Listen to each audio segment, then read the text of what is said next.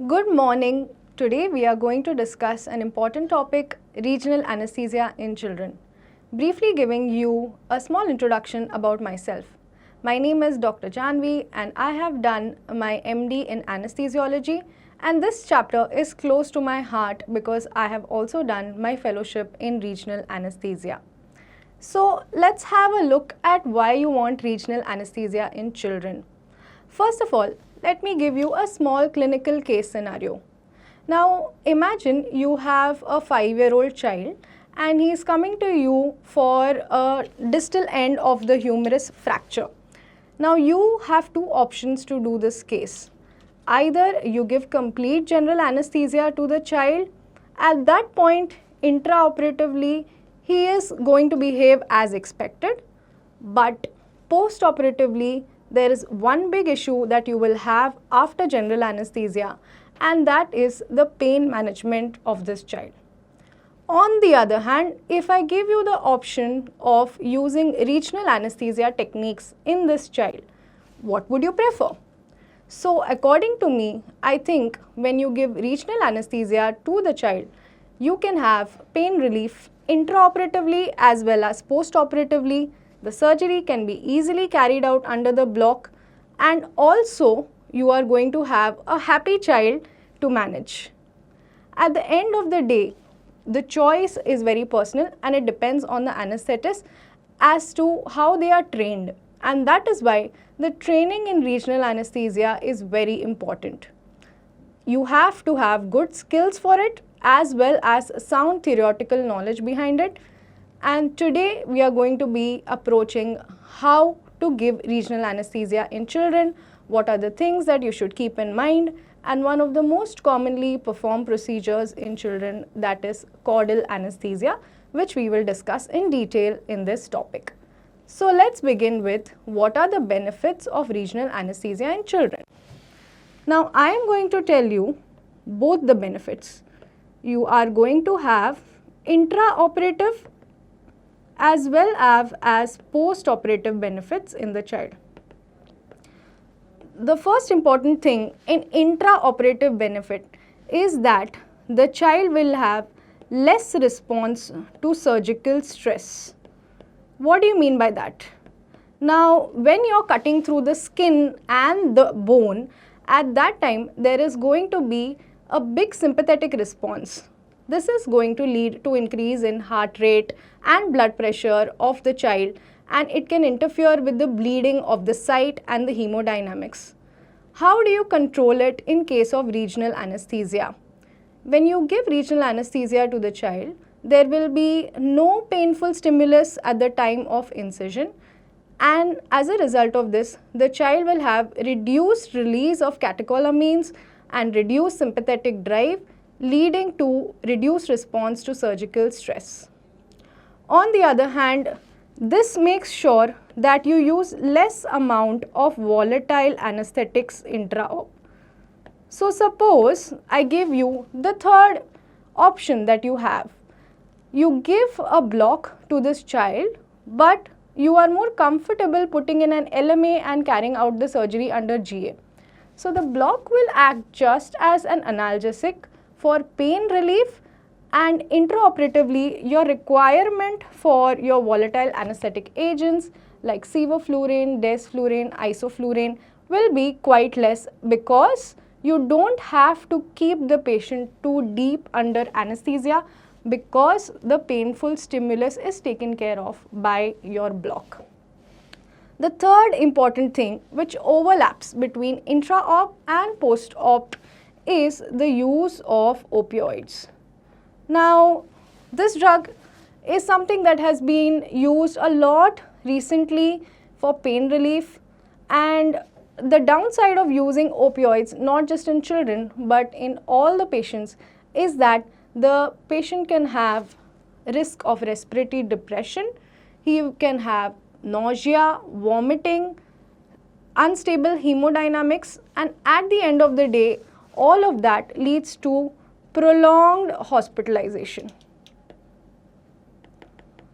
So the main point of why I would prefer regional anesthesia in children is that This will reduce my surgical stay post-operatively, and also the child gets discharged quickly, pain-free, and without side effects of using volatile anesthetics or opioids or other pain relief drugs that we usually give. Now, let's have a look at what are the complications of regional anesthesia in children. Now, in children, you have to consider two types of regional anesthetic procedures that we carry out. One is central neuraxial blockade, and the second one is peripheral blockade.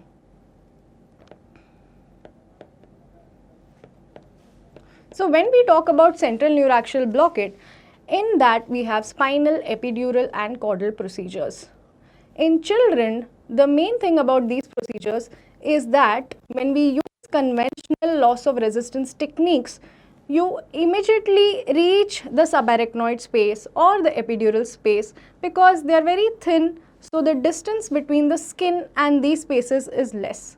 So, if you have someone who is untrained or unskilled, there is a chance that they will end up puncturing and going beyond the space.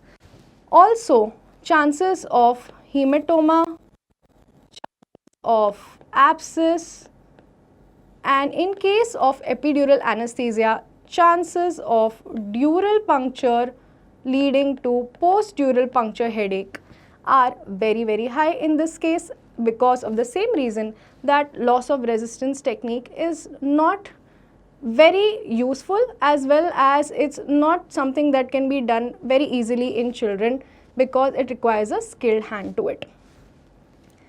Along with this, because of the local anesthetic, you can also have damage of the nerves, and this can lead to transient neurological damage to the nerves. The next thing that we can see is peripheral blockade. So, whenever you are giving peripheral nerve blocks, you may be talking about interscalene or supraclavicular approach to brachial plexus blockade, or in the lower limb femoral block, sciatic block. The most important thing with regards to pediatrics is that there is a high chance of intraneural injection. Now, you may ask me, ma'am, why should there be a high chance of intraneural injection in pediatrics specifically? The answer to that is because imagine you get a child into the operation theatre and you are trying to give him a block. He is going to move, he is going to not be in the position that you want him to be, he is not going to cooperate because he is a child. He is going to be anxious, he is going to be scared about the needles. So, as a result of this, the technical difficulties in giving a block is very high in a child. So, when you have all of these technical difficulties, the only way out is you have to sedate the child.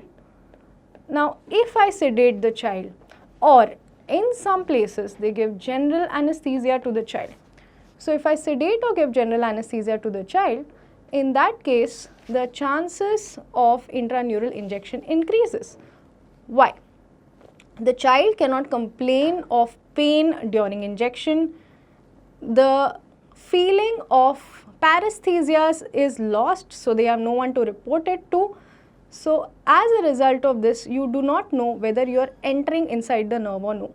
You have to rely on other techniques such as using an ultrasound guidance or an injection pressure monitor, or simply seeing the resistance to injection while you are giving the drug to make sure that you are not entering intraneurally.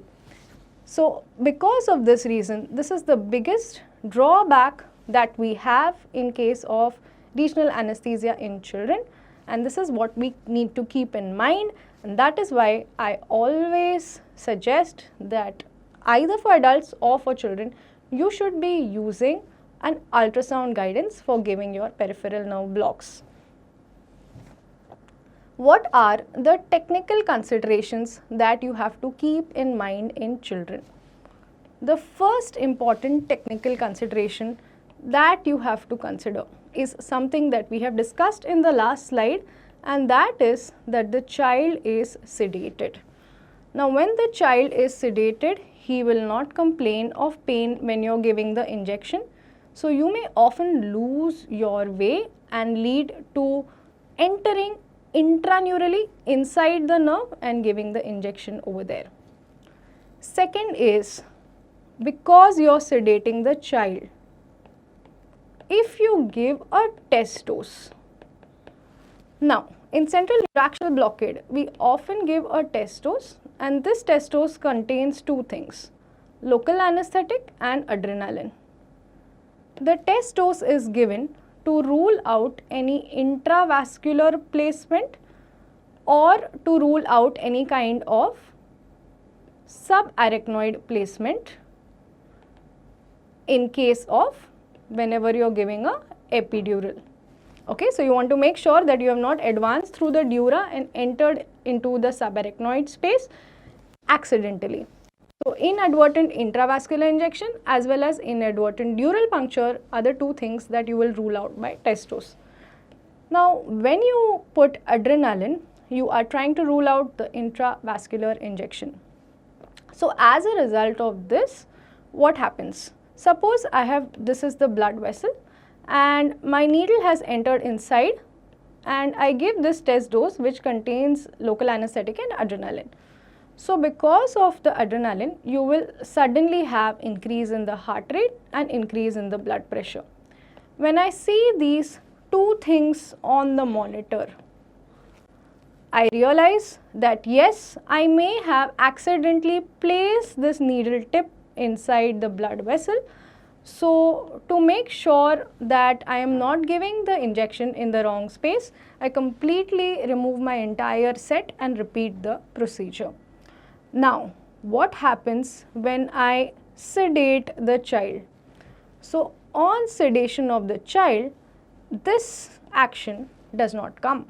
So there will be no increase in heart rate, no increase in BP, which is appreciable as a result of giving intravascular test dose. So many a times, if you're not sure about the placement of your epidural catheter or of your spinal injection or of your peripheral nerve blockade and you're considering giving a test dose in that situation, make sure that the child is not sedated. He has to be awake for there to be an appreciable response in hemodynamics on giving the test dose. The next important technical consideration that you need to remember in children is the volume of local anesthetic agent. Now, this is something that is very, very important in children. Many a times we will calculate the local anesthetic dose, and this dose that is there, it has to be calculated as per the weight of the child and it has to be calculated as per the drug that you are using. In adults, many a times when we give blind blocks, landmark guided blocks, or when we give blocks which are guided by peripheral nerve stimulation, we tend to give higher volumes of local anesthetic. So in a supraclavicular brachial plexus block, instead of giving 15 to 20 ml, you may give 20 to 40 ml just to make sure that the block is working. But you cannot afford to make that kind of a mistake in children. It's not a mistake, it's something that we try to overcompensate to make sure that the block does not fail, which may work in adults, but in children this can lead to a grave problem of local anesthesia systemic toxicity. So in children, it's very important to exactly calculate the drug dosage before you give the injection. Once the drug dosage is calculated, and take the amount of drug in the syringe, mark the syringe, label it, and only after then start your procedure. Another important consideration to be taken care of in children is about the physiological changes that happen in their body.